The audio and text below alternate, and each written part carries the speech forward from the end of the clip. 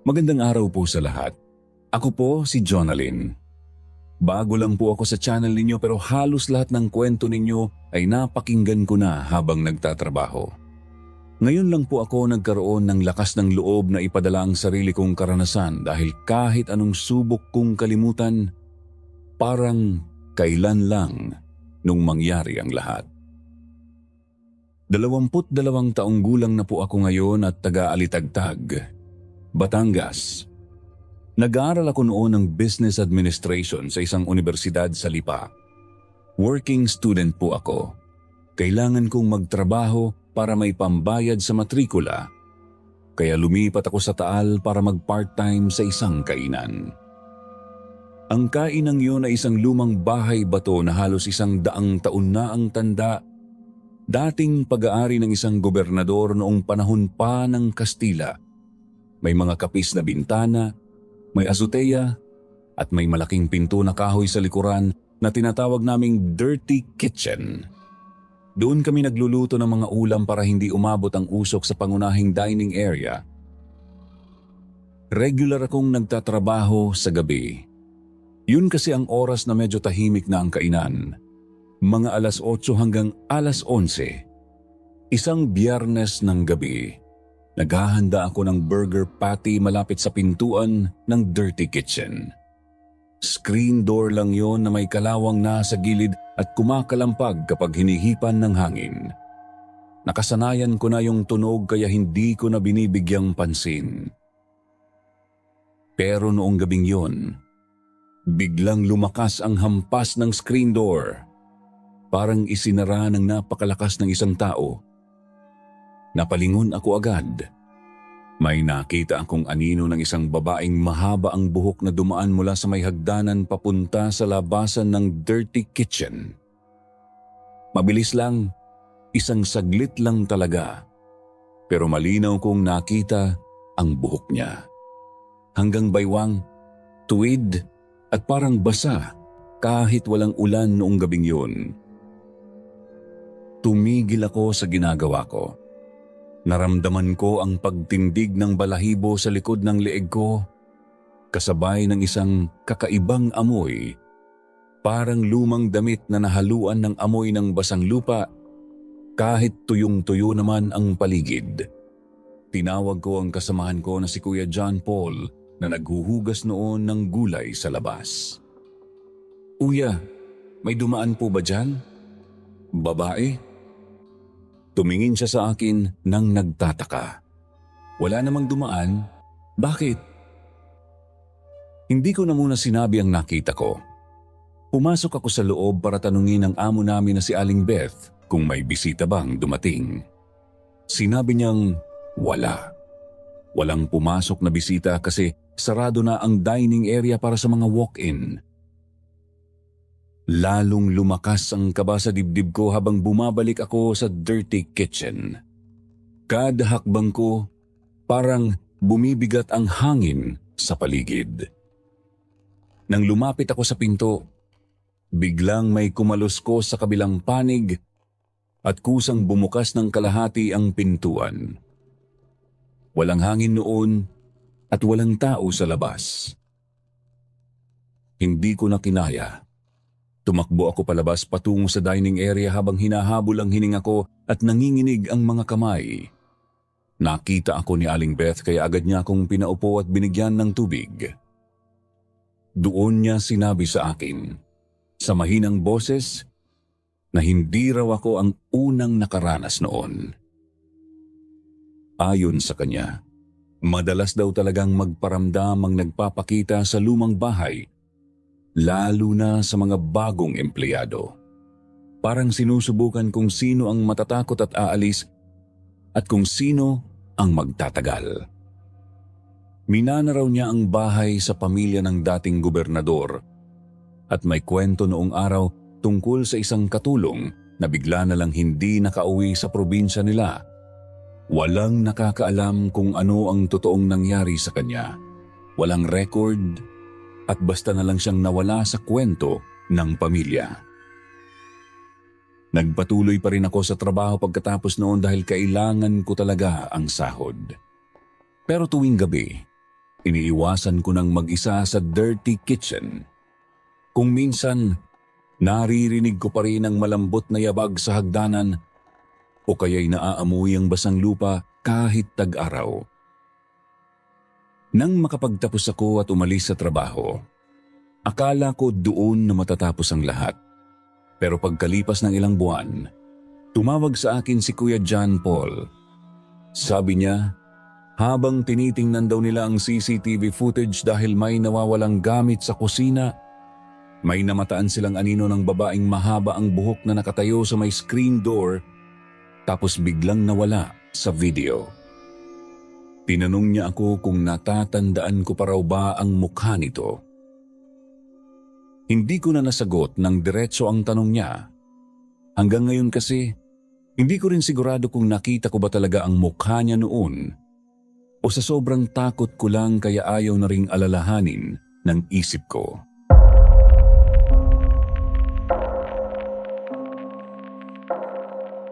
Magandang araw po sa inyong lahat. Isa po ako sa matagal nang sumusubaybay sa channel ninyo. Sa dami ng kwentong napakinggan ko rito, naisip kong oras na rin sigurong ibahagi ang sarili kong karanasan kahit na hanggang ngayon, hindi ko pa rin lubos na maiintindihan ang totoong nangyari.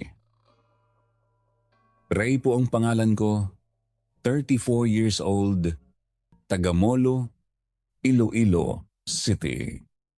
Elektrisan po ako ngayon at may sarili ng pamilya. Pero ang kwentong ito ay nangyari noong bata pa ako. Mga 10 o 11 years old ako noon, kaarawan ko mismo. Dahil wala ang mga magulang ko noon at nasa Maynila para magtrabaho, dinala ko ng tita at tito ko sa isang lumang kainan malapit sa Molo Church para mag-celebrate. Ang kainan na yon ay isang lumang bahay bato na may malaking bakuran sa likod kung saan may nakatayong ilang bodega. Doon kami kumain ng pansit at manok.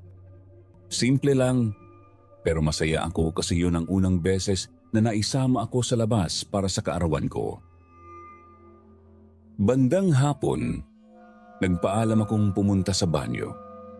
Ang CR noon ay nasa likod, malapit sa hilera ng mga bodega. Naligaw ako ng kaunti kasi may dalawang bodega roon na magkatabi at parehong may berdeng pinto. Habang naghahanap ako, may narinig akong gumugulong na maliit na bagay malapit sa paa ko.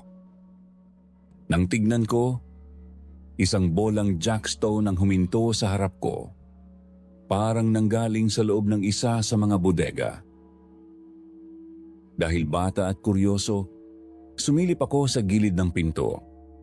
Hindi pala ito nakakandado ng maayos at may konting puwang. Pinilit kong buksan at pumasok ako sa loob. Medyo madilim sa loob, amoy alikabok at lumang papel. May mga lumang muwebles at kahon na nakatambak. Sa isang sulok, may isang malaking dollhouse na parang lumang-luma na. Kupas na ang pintura at may mga bitak sa dingding. Papalapit na sana ako roon nang may maapakan akong matigas na bagay sa sahig. Nabawasan ko ang lakad ko. Nangitaas ko sa liwanag na nanggagaling sa maliit na bintana. Nakita kong mukhang buto. Matigas, kulay dilaw na medyo brown at hugis daliri ng tao. Kahit bata pa ako noon, naramdaman agad ng utak ko na hindi yun buto ng hayop. Sa matinding takot, itinapon ko ang hawak ko at mabilis na tumakbo palabas. Hindi ko na alam kung paano ako nakalabas ng bodega, basta umiyak na lang ako habang tumatakbo pabalik sa mesa namin. Nang tanungin ako ng tita ko kung bakit ako umiiyak, sinabi ko na lang na natakot ako sa dilim. Hindi ko na naikwento sa kanila ang tungkol sa nahanap ko, pero taon-taon, tuwing naaalala ko ang lugar na yon, hindi mawala sa isip ko ang tanong, kaninong buto yon? Lumipas ang mga taon. Nung nagtatrabaho na ako sa Iloilo City bilang electrician, Nagkaroon kami ng proyekto malapit sa lumang kainan na yon, na matagal na palang isinara ng pamilyang nagmamay-ari. Nakausap ko ang isang matandang caretaker na nakakakilala sa huling may-ari at ikinwento ko ang naranasan ko noong bata ako. Napailing na lang siya at sinabing hindi na bago sa kanya ang kwento ko. Ayon sa kanya, ang lupang yon ay minana ng huling may-ari sa yumaong ama nito. Bago raw mamatay ang ama, ang kaisa-isang habili nito ay huwag na huwag bubuksan ang isa sa mga bodega. Yung may berdeng pinto na napasukan ko. Walang ibinigay na dahilan ang ama kung bakit. Nagtanong ako kung ano nang nangyari sa bodega. Sabi ng caretaker, ipinag-utos na lang daw na isil ito at huwag nang galawin. Nang subukan daw ng mga autoridad na siyasatin ito ilang taon ang nakalipas dahil sa mga ulat mula sa ibang trabahador, wala na silang nakita sa loob kundi mga lumang gamit lang. Walang dollhouse at walang mga buto. Para bang bigla na lang nawala ang lahat. Hanggang ngayon, minsan sa gitna ng gabi, naririnig ko pa rin sa bahay namin ang tunog ng isang bagay na gumugulong sa sahig. Malinaw na tunog ng bolang jackstone. Kahit wala naman kaming ganoong laruan. At tuwing naaamoy ko ang amoy ng alikabok at lumang papel, alam kong parang ibinabalik ako ng isip ko sa loob ng bodegang yun.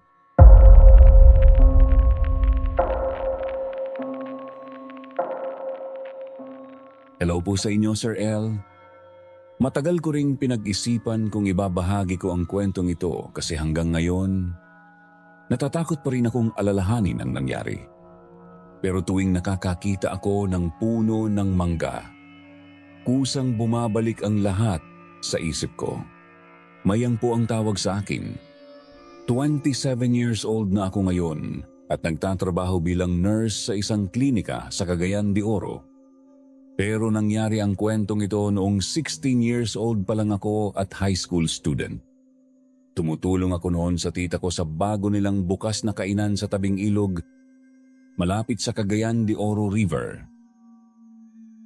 Bago pa man magbukas ang kainan, may narinig na akong kwento mula sa mga kapitbahay na may nakatayo raw doong napakalaking puno ng mangga bago pa pinatag ang lupa para tayuan ng gusali. Hindi ko yun pinansin noon kasi busy ako sa pagtulong sa dishwashing area. Kinagabihan ng unang linggo ng operasyon namin, naghuhugas ako ng mga plato sa labas, malapit sa likod kung saan umiihip ang hangin mula sa ilog. Habang nakayuko ako sa palanggana, may naramdaman akong parang umiihip sa batok at taing ako. Hindi yon ang karaniwang hangin sa gabi. Mas malamig ito at parang may taong mismong humihinga sa likuran ko. Inakala ko lang na pagod ako kaya pinagpatuloy ko ang paghuhugas. Pero pagkalipas ng ilang minuto, biglang may malakas na humila sa nakatali kong buhok. Sobrang lakas na parang may taong humawak at naghatak nito, kaya napasubsob ang mukha ko sa palanggana at halos malunod ako sa sabon. Napasigaw ako sa takot. Mabilis na tumakbo papunta sa akin si Ate Nena, ang kusinera namin. Sabi niya, nakita raw niyang nag-angat sa hangin ang buhok ko na parang may humihila pataas kahit wala namang tao sa paligid. Tumigil lang yon nang magsigaw ako. Nang pumasok ako sa loob para maghugas ng mukha at tingnan ang sarili ko sa salamin, naramdaman kong mahapdi ang likod ko. May mga pantal na pula at mainit sa balat. Nang tingnan ko ito gamit ang dalawang salamin para makita ang likod ko, nagulat ako sa nakita ko. Ang mga pantal sa balat ko ay bumuo ng salitang, "Alis." Umiyak ako sa matinding takot. Inalalayan ako ng tita ko. At doon na niya inamin ang totoong kwento tungkol sa lupang yun. Ayon sa kanya, bago raw nabili ang lupa, may lumang puno ng mangga roon kung saan nagpakamatay sa pagbibitin ang anak ng dating may-ari. Bata pa raw ito noon at walang nakakaalam kung bakit niya ginawa yun. Nang putulin ang puno para tayuan ng gusali, wala man lang isinagawang ritual o pagpapaalam. Basta na lang itong itinumba at inalis. Agad na nagpatawag ng albularyo ang tita ko para mag-alay ng dasal at humingi ng paumanhin sa lugar. Hindi na naman naulit ang ganun kalalang pangyayari pagkatapos noon, pero hindi rin ito tuluyang nawala. Hanggang ngayon, kapag may nadadaanan akong puno ng mangga, kusang namumula at nangangati ang balat ko sa likod, sa eksaktong lugar kung saan lumabas ang salitang alis. Minsan naman, kahit walang puno ng mangga sa paligid, bigla ko na lang naaamoy ang hinog na bunga nito. Sobrang tamis na nakakalula. Tapos bigla na lang ding mawawala na parang walang nangyari.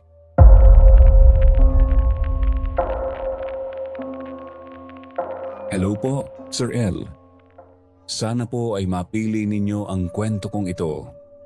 Tawagin niyo na lang po akong Rico. 32 years old na ako ngayon. Orihinal na taga Zamboanga City. Pero ilang taon na rin akong nagtatrabaho bilang waiter sa isang malaking mall dito sa Dubai. Isinusulat ko ito habang nagpo-force break sa trabaho kasi pakiramdam ko kailangan ko na talaga itong i-share. Ilang buwan na ang nakalipas mula nang mailipat ako sa main branch ng restaurant namin sa isa sa pinakamalalaking mall dito sa Dubai. Masaya ako noon kasi mas malaki ang sahod at may extra allowance para sa night shift. Nag-apply ako sa night shift kasi mas kaunti ang customer at mas relaxed ang trabaho. O yun ang akala ko. Isang gabi, bandang 4:00 ng umaga, tahimik na ang buong mall dahil sarado na ang karamihan sa mga tindahan. Pumunta ako sa CR ng lalaki para maghilamos. Habang naghuhugas ako ng mukha, may narinig akong mahinang iyak na sinundan ng boses ng isang babaeng parang nagmamakaawa. Nanggagaling yon sa katabing banyo ng mga babae. Tumigil ako at nakinig ng mabuti. Malinaw ang boses pero hindi ko maintindihan ang sinasabi. Parang Ingles na utal-utal at pilit na humihingi ng tulong.